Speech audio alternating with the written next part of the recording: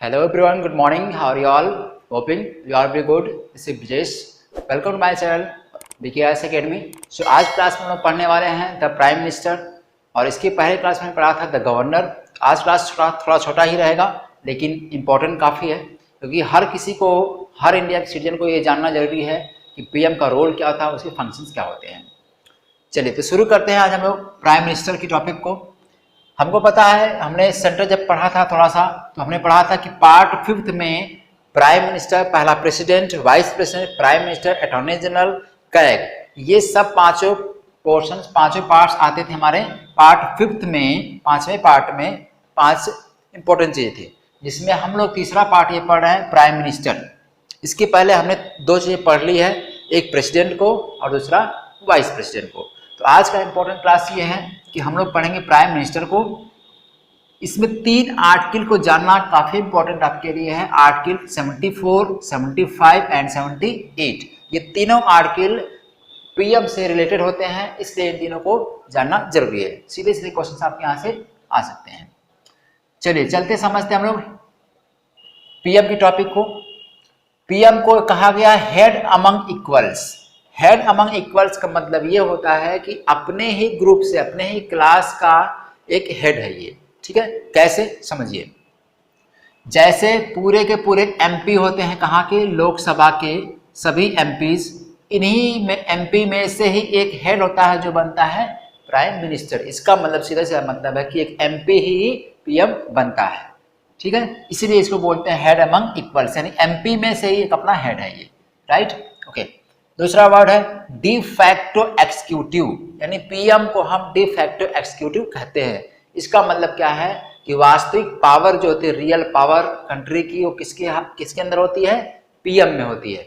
दूसरा शब्द है D zero executive. D zero executive का मतलब होता है ये पावर जो होती है प्रेसिडेंट के अंदर होती है। ठीक है, इसका मतलब ये होता है कि जो नॉमिनल पावर है वो किसके अंदर है, प्रेसिडेंट के अंदर। कौन सी पावर होती है, नॉमिनल होती है। ठीक है, नाम मात्र एक पावर है ये। ठीक है, ओके, समझ में आ गया। डी फैक्टो का मतलब वास्तविक पावर, कार्यकारी वास्तविक पावर किसके अंदर है, पीएम में। डी जीरो नॉमिनल पावर किसके अंदर है, प्रेसिडेंट में। दोनों टॉपिक समझ में आ गया। ओके, चलिए चलते हैं सबसे इंपॉर्टेंट पॉइंट अब पढ़ते हैं हम लोग, eligibility. What are the eligibility of a PM. कौन व्यक्ति होगा जो पीएम इंडिया का बन सकता है, क्या उसकी एलिजिबिलिटी क्राइटेरिया है। राइट, पहला सिटीजन। आपने हर टॉपिक में पढ़ा है कि सिटीजन होना चाहिए इंडिया का, यानी कोई भी व्यक्ति ब्रिटेन का है क्यों ना हो, अमेरिका का क्यों ना हो, अगर वो इंडिया का सिटीजन बन गया है तो यहाँ का पीएम बन सकता है। Right, okay, citizenship. Next membership. Membership का मतलब लोकसभा या तो राज्यसभा, यानी कि वो व्यक्ति जो पीएम बनना चाह रहा है वो या तो लोकसभा का या तो राज्यसभा का। इसका मतलब पार्लियामेंट के दोनों हाउस में से किसी एक हाउस का उसके पास मेंबरशिप होनी चाहिए। और अगर इस कंडीशन में उसके पास मेंबरशिप नहीं है तब भी वो विदिन 6 मंथ, 6 महीने के अंदर अंदर अगर वह व्यक्ति एमपी चुना गया, जीता हुआ है, एमपी चुनने के बाद उसको पीएम बनाया गया है और पीएम बन भी चुका है, फिर भी उसके पास मेंबरशिप नहीं है, डोंट वरी, कोई बात नहीं है। क्या करिए, 6 महीने के अंदर अंदर उसको या तो लोकसभा या तो राज्यसभा की मेंबरशिप दिला दीजिए। राइट, नो प्रॉब्लम, तब भी वो व्यक्ति अपनी पोस्ट बना रहेगा। लेकिन अगर 6 महीने के बाद तक वो अपनी मेंबरशिप नहीं ले पाता है लोकसभा या राज्यसभा की, तब उसको उसकी पोस्ट से हटा दिया जाएगा, प्रेसिडेंट साहब हटा देंगे। क्लियर है, ओके। नेक्स्ट वन, 25 साल की उम्र होनी चाहिए, यानी पूरे एमपी, लोकसभा के एमपी का चुनाव लड़ने के लिए आपकी उम्र कितनी होनी चाहिए, 25 years. Right, okay. Next no qualification, very important point. No qualification यानी कि पीएम बनने के लिए, इतनी बड़ी पोस्ट पर देश चलाने के लिए, जो हेड पूरे देश का है उसके लिए कोई क्वालिफिकेशन नहीं है। इसका मतलब कि लीडर ही जो होता है, यानी कि लीडर के अंदर कोई क्वालिफिकेशन देखने की जरूरत नहीं, चाहे वो हाई स्कूल पास हो, चाहे इंटर हो, चाहे बीए हो, कोई भी कोर्स हो, कोई भी क्वालिफिकेशन हो, डजंट मैटर। राइट, उससे लीडर होना चाहिए। It means he can lead the society, he can lead the country, ये उसके पास क्वालिफिकेशन होनी चाहिए। क्लियर है, कहीं भी क्वालिफिकेशन मेंशन आपके पॉलिटी में किसी आर्टिकल में नहीं दिया गया है, so don't worry. Leader of the majority party, इसका क्या मतलब है, मेजोरिटी पार्टी का लीडर होना चाहिए, यानी कि इसका मतलब सिंपल समझिए कि 545 सीट्स पे चुनाव होता है किसका, लोकसभा का। प्रेजेंट टाइम में 552 मैक्सिमम सीट होती है, 545 पे चुनाव होता है, ठीक है। अब लोकसभा में जो व्यक्ति यानी कि इस 545 में से जो पार्टी 50+1% वोट पाएगी, जितनी सीट्स हो सकती है मैक्सिमम उतना पाएगी, तो अगर इससे प्लस हो रही है यानी 50+1% वोट पा रही है, सीट पा रही है, तो वो मेजोरिटी पार्टी कहलाई जाएगी, ठीक है। तो उस मेजोरिटी पार्टी का ये लीडर होता है कौन, दैट इज पीएम, वो पीएम होता है, राइट। क्लियर है, ओके, समझ में आ गया। तो एलिजिबिलिटी में कोई डाउट किसी को, एनीबडी, एनीवन, ओके, ठीक है। Come to the next point, election. Election कैसे कंडक्ट होता है किसका, पीएम का। हमको पता है कि हम लोकसभा का चुनाव अभी हाल ही में हुआ था 19 में, अब 24 तक है। तो लोकसभा के चुनाव में हम पीएम को वोट करते हैं, पीएम चुनते हैं। इसका मतलब हम चुनते हैं डायरेक्टली किसको, डायरेक्टली हम एमपी को चुनते हैं, और एमपी ही बनता है क्या, पीएम बनता है, राइट। इलेक्शन क्या होता है, डायरेक्ट इलेक्शन होता है। डायरेक्ट इलेक्शन का मतलब होता है बाई पब्लिक, बाई पीपुल, लोगों के द्वारा, पब्लिक के द्वारा, राइट। क्लियर है, ओके।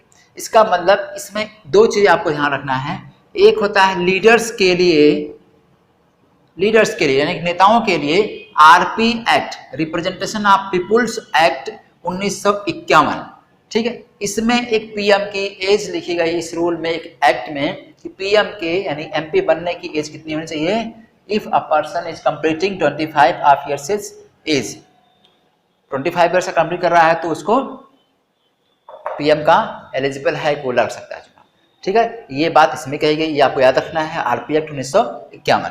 एक बात और है, जो व्यक्ति वोट करेगा यानी वोटर, हम लोग जो वोट कर रहे हैं यानी कि जो लोग वोटर हैं, ये इनकी एज जो होती है 18 ईयर्स, 18 साल के अगर ये हो गए हैं, और ये बात है कि एडल्ट फ्रेंचाइज, इसको कहा गया है एडल्ट फ्रेंचाइज, वयस्क मताधिकार। इसका मतलब हम में से, आप में से जिसकी भी एज 18 ईयर्स हो गई है, तो हम आप कोई भी पीएम को इलेक्ट कर सकता है, वोट दे सकता है, राइट, कोई भी व्यक्ति हो, राइट। समझ में आ गया ये topic, okay. Appointed by president, very important topic point, कि प्रेसिडेंट इनको अपॉइंट करता है, अपॉइंट भी कर रहा, हमने इलेक्ट भी किया है, पब्लिक ने इनको इलेक्ट भी किया है, प्रेसिडेंट साहब ने इनको अपॉइंट भी कर दिया। अपॉइंट का मतलब नियुक्त करना होता है हिंदी में।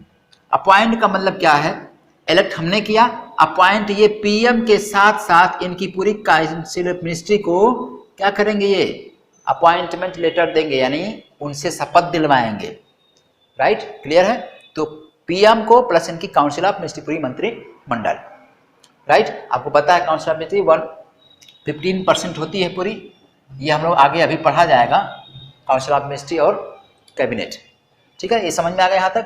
नेक्स्ट चलते हैं टेनर।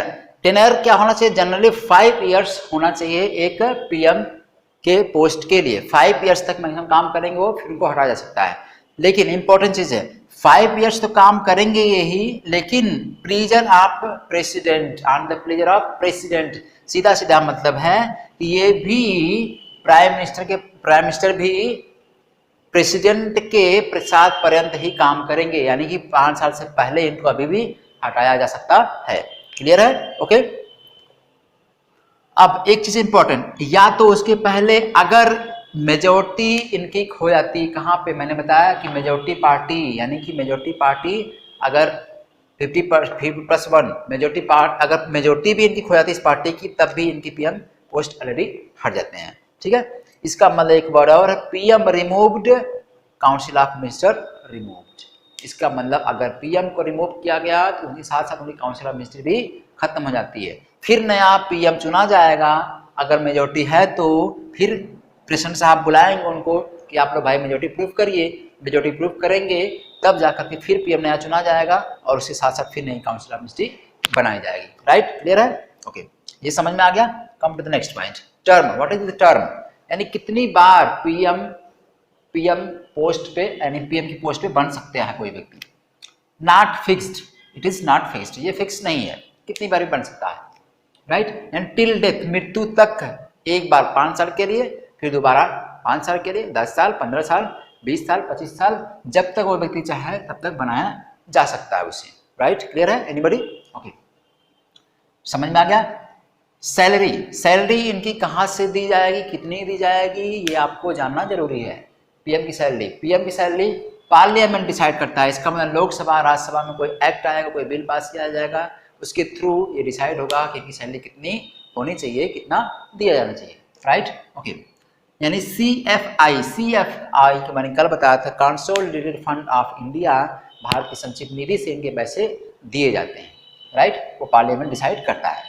एट प्रेजेंट में इनकी कितनी सैलरी है, 2,80,000 per month, 2,80,000 per month salary है। और अगर एनुअल देखा जाए तो एनुअल सैलरी इनकी है 33,60,000, पूरी एनुअल सैलरी इनकी है, राइट। क्लियर, समझ में आ गया। और इनकी सैलरी वही सैलरी होती है जो हर MP की होती है, हर लोकसभा के सदस्य की होती है, हर राज्यसभा के सदस्य की होती है, ठीक है। क्लियर है, ये समझ में आ गया salary. Okay, come to the next point. Next point है वैकेंसी। वैकेंसी कैसे क्रिएट होगी, यानी कब वैकेंसी होगी कि हम आप ऐसे लोग पीएम के लिए अप्लाई फॉर्म कर सकें। ओके, टेनर इंड, यानी कि टेनर इंड 5 साल इनका टेनर पूरा हो गया, इनका कार्यकाल खत्म हो गया, तब वैकेंसी क्रिएट हो जाएगी। डेथ हो जाती है सडनली, अचानक कोई डेथ हो गई तो इनका कार्यकाल खत्म हो गया, यानी कि डेथ हो गई, तब भी वैकेंसी क्रिएट होगी। रिजाइन इन्होंने कर दिया, रिजाइन करके किसके देंगे डायरेक्टर, प्रेसिडेंट साहब को दे देंगे, ठीक है। एक पोस्ट में आपको समझना, डिप्टी प्राइम मिनिस्टर की पोस्ट होती है, लेकिन याद रखना है कि ये पोस्ट कहीं भी किसी भी आर्टिकल में, यानी आपके कॉन्स्टिट्यूशन में कहीं दिया नहीं है। Okay, clear. Next, if majority last, अगर मैंने आपको बताया यहाँ पे कि अगर मेजोरिटी लास्ट होती है तब भी इनकी पोस्ट वैकेंट हो जाएगी, राइट। ओके, री इलेक्शन पॉसिबल है, सिंपल सी बात है, इनका री इलेक्शन पॉसिबल है क्योंकि आपको टर्म है नहीं फिक्स, तो री इलेक्शन पॉसिबल है, 5 साल बाद फिर इसे इनको री इलेक्ट किया जा सकता है। Council of ministry x tends, new PM arrives, इसका मतलब अगर एक पीएम हट गया सीट से, तो अगर काउंसिल ऑफ मिनिस्ट्री सहमत है तो मेजोरिटी बनी हुई ऑलरेडी है, उसी मेजोरिटी में से, उसी पार्टी में से मेजोरिटी ऑलरेडी है, तो किसी नए व्यक्ति को प्रमोट कर दिया जाएगा, वो व्यक्ति जाके फिर पीएम बन जाएगा by the help of council of minister, right. इसी का मतलब यही है। अब एक चीज आपको देखना है यहाँ पे, काउंसिल ऑफ मिनिस्टर मैंने बताया कि आर्टिकल 75 में है, ये याद रखना है। काउंसिल ऑफ मिनिस्टर में मंत्रिमंडल, council of minister is responsible to Lok Sabha only, not Rajya Sabha. ये केवल लोकसभा के लिए रिस्पॉन्सिबल होगी, राज्यसभा के लिए रिस्पॉन्सिबल नहीं है, राइट। क्लियर है, समझ में आ गया, उत्तरदायी इसका बोलते हैं। ओके, फंक्शंस की बात कर लेते हैं हम लोग लास्ट में, किसके, पीएम के। पीएम के फंक्शन की बात करते हैं, और आर्टिकल 78 में दिया गया है पीएम के फंक्शंस। क्या आर्टिकल है, पहला point, channel between president and council of minister. ये कहा गया है प्राइम मिनिस्टर जो होता है, प्रेसिडेंट और काउंसिल ऑफ मिनिस्टर मंत्रिमंडल के बीच का एक चैनल है, राइट।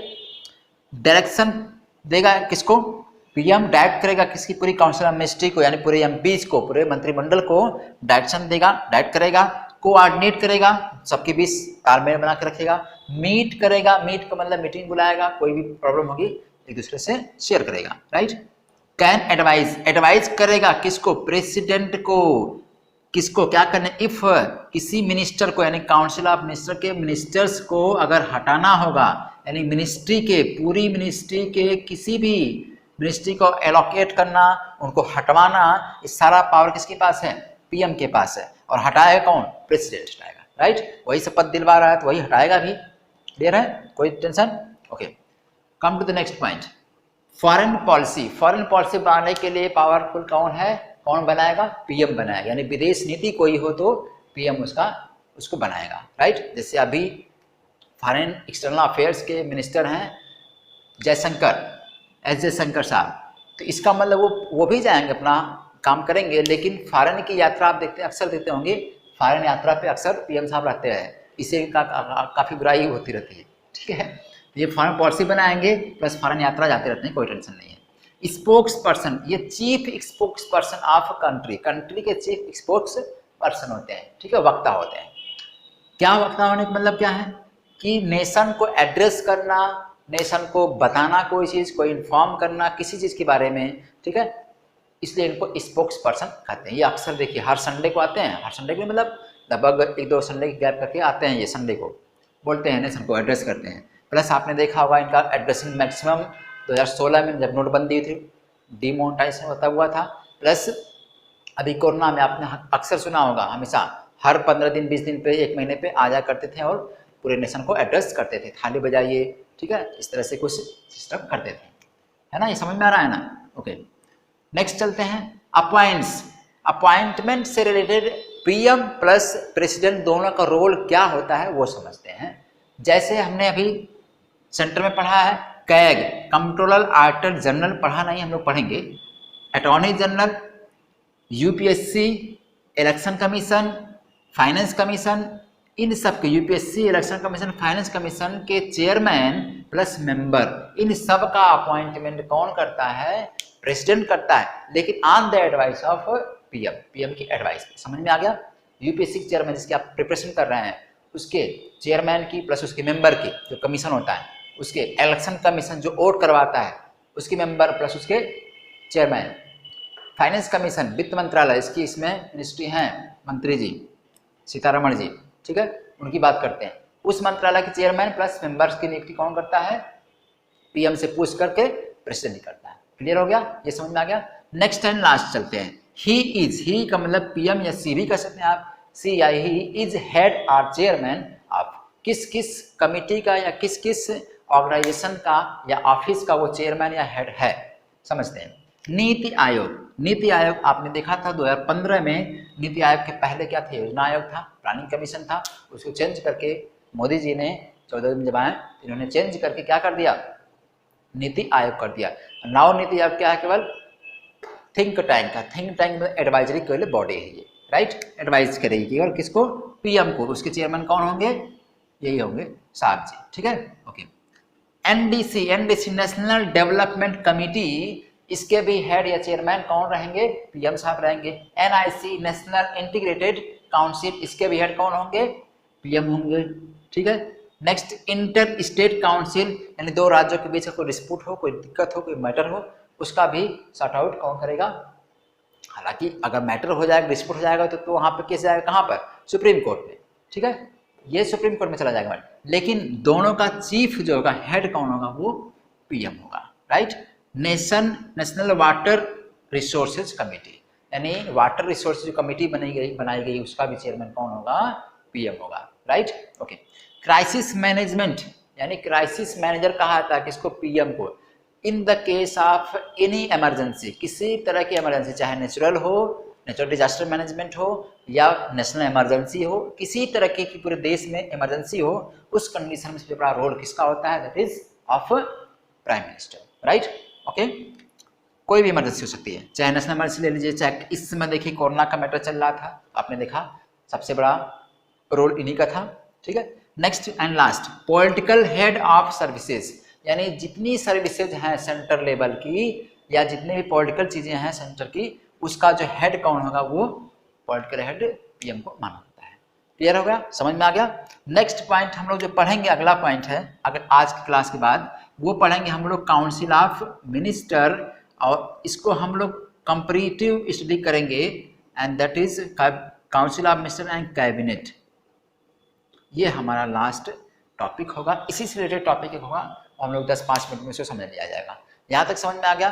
थोड़ा सा रिकअप कर लेते हैं। एलिजिबिलिटी आपको समझ में आ गई? यहाँ कोई दिक्कत किसी को? Anybody, right, any problem to anyone? Okay, ये समझ में आ गया। इलेक्शन कंडक्ट कैसे होगा? डायरेक्ट होगा, सीधे सीधे हम लोग करेंगे वोट, नो प्रॉब्लम। टेनर आपने बताया 5 साल का मैक्सिमम, ठीक है, समझ में आ गया। Okay, next, term not fixed है, कोई फिक्स नहीं, कई बार बनेंगे, ये मरते दम तक बन रहे हैं। इसमें 70+ हो चुके हैं मोदी जी आपके प्राइम मिनिस्टर, मतलब मेरे भी है, सबके हैं, ठीक है। फिर सैलरी आपने देखा कितनी सैलरी इनकी हो रही है। वैकेंसी आपने देख लिया, वैकेंसी कैसे कैसे किस किस तरीके से वैकेंसी क्रिएट हो रही है। री इलेक्शन पॉसिबल है या नहीं है? है, बिल्कुल है, ठीक है।